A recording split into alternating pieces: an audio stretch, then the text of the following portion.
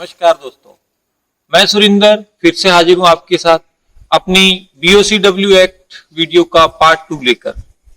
आज हम बात करेंगे सेफ्टी के चैप्टर 3 की। सेफ्टी का चैप्टर 3 BOCW एक्ट, जिसके अंदर हमारे रूल्स मेंशन्ड है कि रूल्स क्या क्या कहते हैं। तो आज हम बात करने वाले हैं 34 से लेके 41 तक। जैसे कि 34 excessive noise and vibration, 35 fire protection, 36 emergency planning, 37 fencing of motors, 38 excessive weight carrying of lifting and carrying of excessive weight, 39 safety policy, 40 dust and harmful environment and 41 overhead protection। तो आज हम टोटल इन 8 rules के बारे में बात करेंगे और जानेंगे कि आखिर ये रूल्स क्या क्या कहते हैं। तो आइए जानते हैं क्या क्या ये है रूल्स और हमें कैसे इन्हें साइट पे फॉलो करना है। तो पहला हम बात करेंगे एक्सेसिव नॉइस एंड वाइब्रेशन की।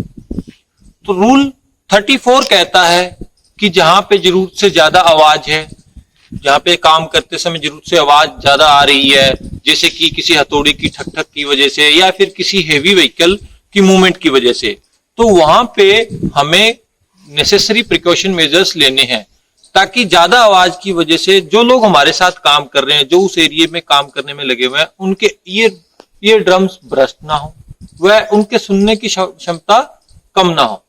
तो इसके लिए कुछ लिमिट सेट की हुई है। फॉर एग्जांपल हम बात करें तो 90 डेसिबल तक अगर नॉइस लेवल रहता है तो एक आदमी 8 घंटे तक लगातार काम कर सकता है। इसी तरीके से अगर वो नॉइस का लेवल 92 पे चला जाता है तो एक आदमी उसमें 6 घंटे तक काम कर सकता है। सिमिलरली जैसे जैसे नॉइस का लेवल बढ़ता जाएगा उसी तरीके से हमारा वर्किंग का टाइम भी उस एरिया के अंदर कम होता जाएगा। तो ये है 34। जैसे जैसे नॉइस का लेवल 90 डेसिबल से ज्यादा बढ़ता जाएगा, सिमिलरली हमारी वर्किंग कैपेसिटी भी या फिर हमारा वर्किंग टाइम जो जिसे हम कहते हैं वो हमारा वहां पे कम होता जाएगा, ताकि हमारे ईयर ड्रम्स ब्रस्ट ना हो, वह हमारे सुनने की शक्ति में किसी तरीके की कमी ना आए। इसको मेजर करने के लिए 2 तरीके हैं। या तो आपके पास साइट पे डिजिटल डेसिबल मीटर होना चाहिए नॉइस मेजरिंग के लिए, अदरवाइज आप अपने मोबाइल में कोई भी डेसिबल ऐप जो है वो आप इंस्टॉल कर सकते हो और आप जान सकते हो कि आप जहाँ पे काम कर रहे हैं वहां पे कितना आवाज पैदा हो रहा है। आवाज पैदा होने के कई सारे कारण हो सकते हैं, जैसे कि हथौड़ी से लगातार हैमरिंग करना, किसी हिल्टी मशीन का चलाना, किसी हेवी व्हीकल की मूवमेंट की वजह से, या फिर कोई लगातार किसी तरीके का सायरन अगर वहां पे बज रहा है, उस वर्किंग एरिया में बज रहा है, तो इस वजह से भी वहां पे नॉइस पोल्यूशन हो सकता है। सेकेंडली हम बात करेंगे 35 की। Rule 35 fire protection. जहां भी निर्माण कार्य चल रहे होते हैं वहां पे बहुत सारे ऐसे आइटम्स भी होते हैं जिनके अंदर आग लग सकती है। जैसे एक साइट पे लकड़ी हो गई है, डीजल स्टोरेज हो गया है, पेंट स्टोरेज हो गया है, थिनर हो गया है, या फिर और भी बहुत सारी जो सॉलिड फायर के जो आइटम्स हैं, बहुत सारी आइटम साइट पे रहते हैं जिनमें आग लग सकती है। तो BOCW एक्ट कहता है कि कोई भी निर्माण क्षेत्र का कार्य जहां भी चल रहा है वहां पे अगर आग लगने लायक वस्तुएं वहां पे प्रयोग की जा रही हैं जिनके अंदर आग लग सकती हैं, तो उसके लिए नेसेसरी प्रिकॉशन मेजर्स लेने जरूरी हैं, जरूरी प्रावधान लेने आवश्यक हो जाते हैं। तो इसके लिए आपको छोटे छोटे फायर एक्सटिंग्विशर साइट पे अलग अलग व्यवस्थित करके रखने हैं। सेकेंडली अगर फायर एक्सटिंग्विशर नहीं है तो वहां कोई पानी की लाइन आपको व्यवस्थित करके रखनी है। इसके अलावा अगर हमारी साइट पे कोई बड़ी क्रेन चल रही है जो कि इलेक्ट्रिकली इक्विप्ड है, इलेक्ट्रिसिटी से चल रही है, तो उसके पैनल्स वगैरह में आग लग सकती है। तो उनके जो भी मूविंग क्रेन्स हैं या फिर स्टैटिक क्रेन्स हैं, उनके केबिन्स के अंदर एक एक fire extinguisher, portable fire extinguisher होना आवश्यक है। नेक्स्ट हम बात करते हैं रूल 36 की। रूल 36 कहता है इमरजेंसी एक्शन प्लान के लिए जब भी हम कोई निर्माण क्षेत्र में कार्य कर रहे होते हैं तो बेसिकली देखा जाए ये काफी खतरनाक कार्य है और इसके अंदर कई तरीके की दुर्घटनाएं हो सकती हैं, जैसे कि कोलैप्स ऑफ स्ट्रक्चर हो गया या फिर कोलैप्स ऑफ स्कैफोल्डिंग हो गया, कोलैप्स ऑफ क्रेन हो गया, कोई एक्सप्लोसिव हो गया, कोई ब्लास्ट जिसे कहते हैं, ब्लास्ट हो जाना किसी सिलेंडर के अंदर, कोई गैस लीकेज हो जाना, ऐसी बहुत सारी इमरजेंसीज हमारे सामने आ सकती हैं। तो हमें एक इमरजेंसी एक्शन प्लान बनाना है कि in case of any emergency, अगर हमारे काम के दौरान ऐसी कोई इमरजेंसी आती है तो हम इस इमरजेंसी को कैसे डील करेंगे। और इस इमरजेंसी को डील करने के लिए 3 से 4 टीमें आपको अलग अलग बनानी है और उन टीम्स की रोल एंड रिस्पॉन्सिबिलिटी भी डिफाइन करनी है। जब आपका ये पूरा प्लान बन जाता है, इसके प्रिकॉशन मेजर्स आप मेंशन कर लेते हो, तो इस प्लान को भेजना होता है डायरेक्टर जनरल ऑफ बीओसीडब्ल्यू को फॉर अप्रूवल। और ये इमरजेंसी एक्शन प्लान आपका वहां से अप्रूवल होना भी आवश्यक है। नेक्स्ट बात करते हैं हम रूल 37 की। रूल 37 कहता है fencing of Motors and moving equipments. जो भी हमारी साइट पे कोई मूविंग इक्विपमेंट्स होते हैं, जैसे कि कोई कंप्रेशर मशीन चल रहा है, उसके मूविंग पार्ट्स में उसका बेल्ट आता है और उसके व्हील्स आते हैं, और अगर वो व्हील्स मूव कर रहे हैं और उनके ऊपर गार्ड नहीं है तो हो सकता है वो बेल्ट जो टूटेगी या फिर वो जो व्हील क्रैक होके टूटेगा तो आसपास में काम कर रहे किसी भी वर्कर को लग जाए और वह उसकी जान तक ले सकता है। तो ऐसे इक्विपमेंट्स जो कि गार्डेड नहीं है वो हम नहीं चला सकते हैं। जितने भी मशीन्स हैं, मशीन्स के मूविंग पार्ट्स हैं, उन सबको हमें गार्ड करके रखना है। और इसके साथ साथ हमें इस तरीके से के भी कुछ इंतजाम करने होंगे कि अगर उन मशीन्स की रिपेयर हो रही है, कहीं पे उनका मेंटेनेंस वर्क चल रहा है, तो कोई अदर वर्कर आके डायरेक्टली उस मशीन का स्विच ऑन ना करे। हो सकता है आप मशीन के ऊपर काम कर रहे हो, दूसरा वर्कर कोई आया, किसी ने स्विच ऑन किया और वो मशीन रनिंग कंडीशन में आ गई, जिस वजह से मशीन ठीक कर रहे वर्कर के साथ किसी तरीके का हादसा हो सकता है।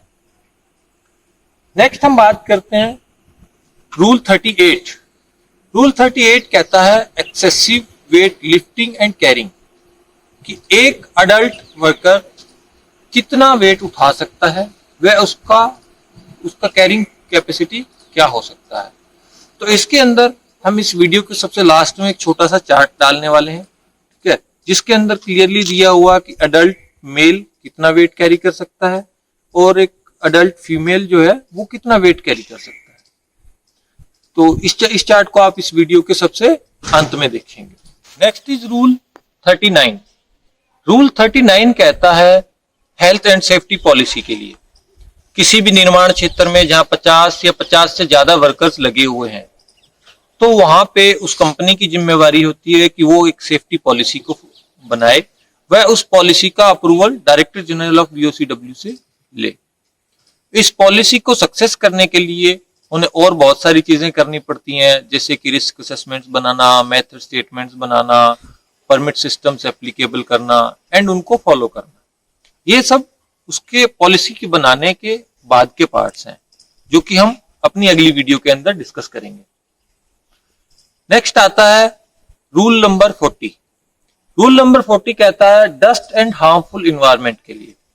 आपने देखा होगा निर्माण क्षेत्र में बहुत सी जगहों पे कुछ ग्राइंडिंग चल रही होती है, कुछ घिसाई चल रही है या फिर कुछ एक्सकेवेशन चल रहा है, जिसकी वजह से बहुत सारी डस्ट प्रोड्यूस हो रही होती है। तो उस डस्ट के लिए एडिक्वेट कंट्रोल मेजर्स लेने हैं, जैसे वाटर स्प्रिंकलिंग हो गया है, क्या है, इसके अलावा जो डस्ट प्रोड्यूस्ड एरिया है उस एरिया को बैरिकेड करके रखना, ठीक है, या फिर जहां एक्सकेवेशन चल रहा है तो उसके साथ साथ उस एरिया में वाटर स्प्रिंकलिंग होना, या उस के जो आने जाने के डंपर्स के आने जाने के रास्ते हैं, व्हीकल के आने जाने के रास्ते हैं, उन रास्तों के अंदर पानी का छिड़काव होना, या फिर व्हीकल्स की लिमिट्स को सेट कर देना सो दैट कम स्पीड में अगर व्हीकल चलेंगे तो ज्यादा डस्ट नहीं उड़ेगी। तो इस तरीके के प्रिकॉशन मेजर्स लेने हैं डस्ट एंड हार्मफुल इन्वायरमेंट के लिए। हार्मफुल इन्वायरमेंट एक अदर रीजन से भी हो सकता है, एक दूसरे कारण से भी।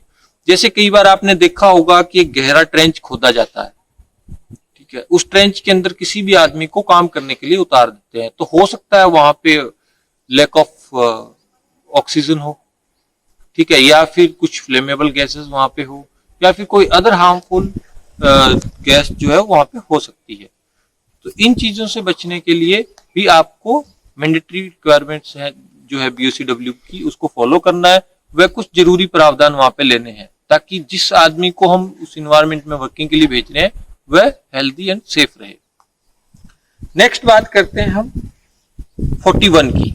41 कहता है ओवरहेड प्रोटेक्शन के लिए, जैसे निर्माण क्षेत्र में हमने देखा बड़ी बड़ी बिल्डिंगें बन रही हैं या फिर कुछ और तरीके के निर्माण, कोई प्लांट, रिफाइनरीज लग रही हैं, इस तरीके में जहां भी 15 मीटर से अबव हम जा रहे हैं, 15 मीटर से अबव हाइट की अगर कोई बिल्डिंग या कोई भी निर्माण क्षेत्र चल रहा है, तो हमें उसके अंदर चारों तरफ से ओवरहेड प्रोटेक्शन देना मैंडेटरी हो जाता है। चारों तरफ से ओवरहेड प्रोटेक्शन की अगर हम बात करें सिंपली, तो सेफ्टी नेट की बात कर रहे हैं कि अगर हम 15 मीटर से ऊपर जाते हैं तो हमें बिल्डिंग के चारों तरफ सेफ्टी नेट लगाना है, जो कि ओवरहेड प्रोटेक्शन होगी। ऊपर में कोई भी वर्कर काम कर रहा है, कोई आइटम नीचे ना गिरे, वह चारों साइड में लगाना है और इसकी कम से कम चौड़ाई 2 मीटर की होनी चाहिए। और इस सेफ्टी नेट को हमें हर 5 मीटर की हाइट के बाद रिपीट करना है। तो ये सारे प्रिकॉशन मेजर्स लेने होते हैं रूल नंबर 41 के। तो दोस्तों आज हम बात करेंगे यहीं तक, 41 तक। इससे नेक्स्ट वीडियो में फिर हम बात करेंगे आगे के रूल्स के बारे में, वो क्या कहते हैं, उन्हें कैसे साइट पे इंप्लीमेंट किया जा सकता है। तो मैं उम्मीद करूंगा कि आपको ये यूजफुल जानकारी काफी काम में आएगी व आप अपने निर्माण क्षेत्र में बहुत सारी चीजों में इंप्रूव करेंगे। धन्यवाद।